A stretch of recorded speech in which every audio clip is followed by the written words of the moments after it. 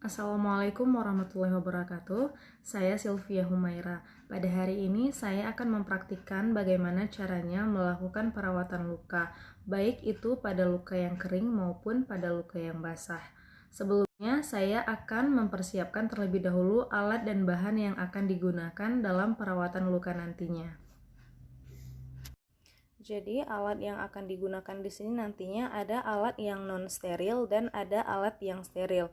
Nah, untuk alat yang non steril di sini nanti ada, ini saya misalkan adalah nerbeken, kemudian isinya ada kapas, ada kasa, kemudian ada pinset, ada gunting, ada spuit, kemudian ada povidone iodine, ada alkohol. Ini saya misalkan sebagai NaCl 0,9%. Kemudian ini ada kom, kemudian ada sarung tangan non steril, kemudian ada sarung tangan steril, kemudian di sini ada set alat steril, isinya ada gunting, kemudian ada pinset, kemudian ada surfratul, kemudian ada kasa dan juga plester. Baiklah, yang pertama sekali adalah di sini mencuci tangan terlebih dahulu dengan menggunakan teknik 6 langkah.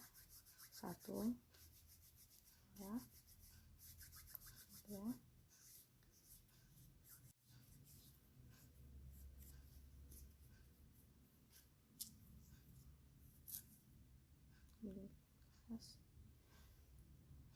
Nah, setelah mencuci tangan, kemudian langkah selanjutnya adalah kita memakai sarung tangan. Saya misalkan di sini saya sudah memakai sarung tangan yang non sterilnya.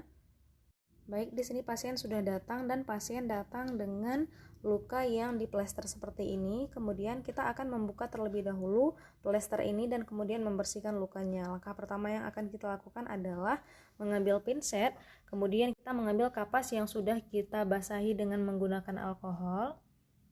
Kemudian kita usap pada plester seperti ini. Ini untuk mempermudah kita untuk membuka plesternya.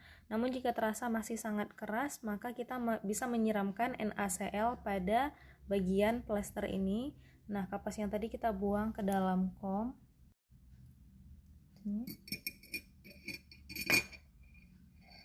Baiklah, kemudian kita melepaskan dengan perlahan-lahan plesternya ini.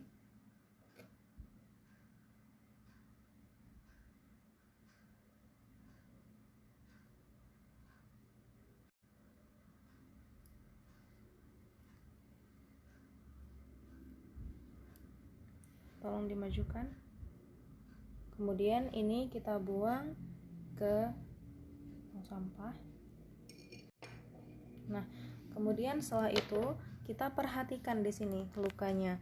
Yang kita perhatikan, yang kita nilai dari luka ini adalah kita melihat bagaimana luasnya, dasarnya, kemudian jaringan sekitarnya, kemudian kita lihat apakah ada pus atau jaringan nekrotik. Nah, kemudian setelah itu melepaskan sarung tangan non sterilnya dan kita buang. Kemudian setelah itu kita memakai sarung tangan yang steril. Kemudian setelah itu memakai sarung tangan steril.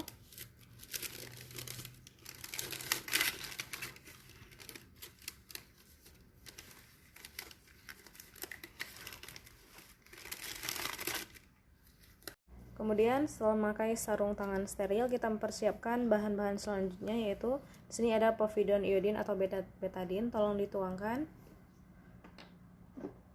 Ya, sudah cukup. Kemudian setelah itu ada NaCl di sini. Kemudian kita ambil 2 buah pinset. Kemudian setelah itu kita ambil kasa yang steril. Tolong diarahkan ke sini. Kita ambil kasa yang steril. Kemudian setelah itu kita celupkan ke dalam NaCl, kita bilas. Kemudian setelah itu kita bersihkan lukanya secara perlahan-lahan, secara sirkular dari bagian dalam keluar.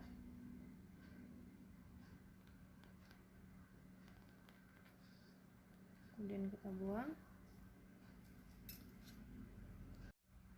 Baiklah, kemudian di sini apabila ada jahitan pada lukanya, maka kita membuka jahitannya.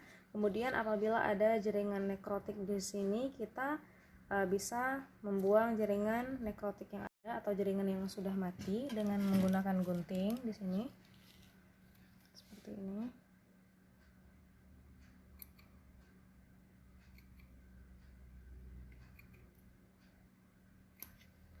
Nah, kemudian apabila kita melihat di sini masih ada jaringan mati yang tersisa, kita bisa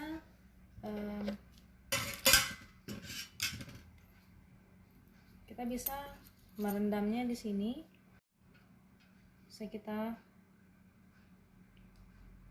buang dengan menggunakan NaCl, kita celupkan, kemudian kita peras.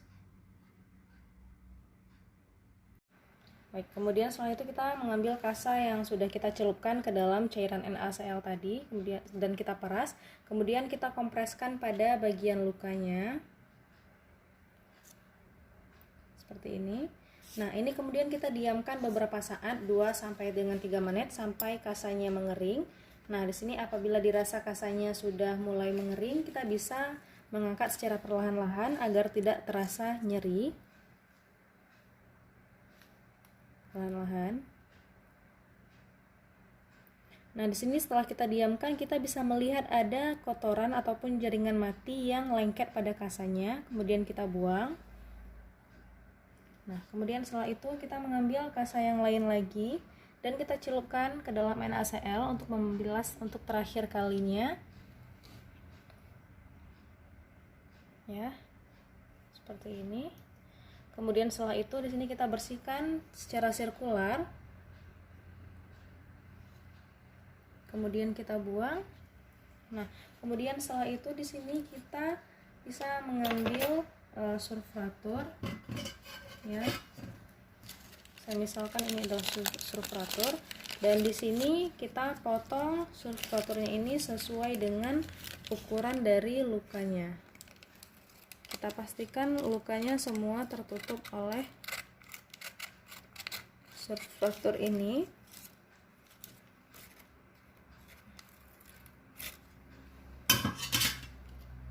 Ya, ini saya misalkan surfaktur. Kemudian kita tutup bagian luka yang terbukanya.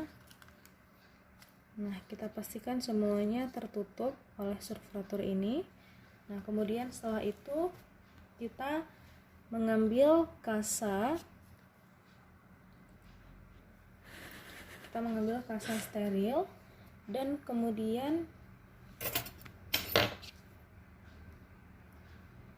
kita tutupi lukanya dengan surfaktur ini dengan menggunakan kasa.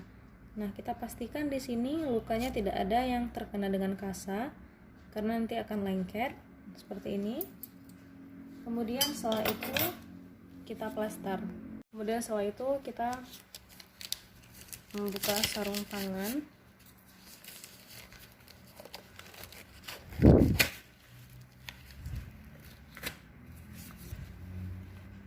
Nah, di sini kemudian kita plester lukanya pada sisi-sisi kasa.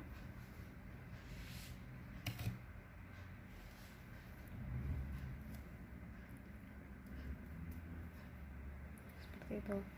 Nah, baiklah, kemudian kita bisa melaporkan hasil pemeriksaan maupun pembersihan luka tadi kepada si pasien. Nah, baiklah, jadi di sini Bapak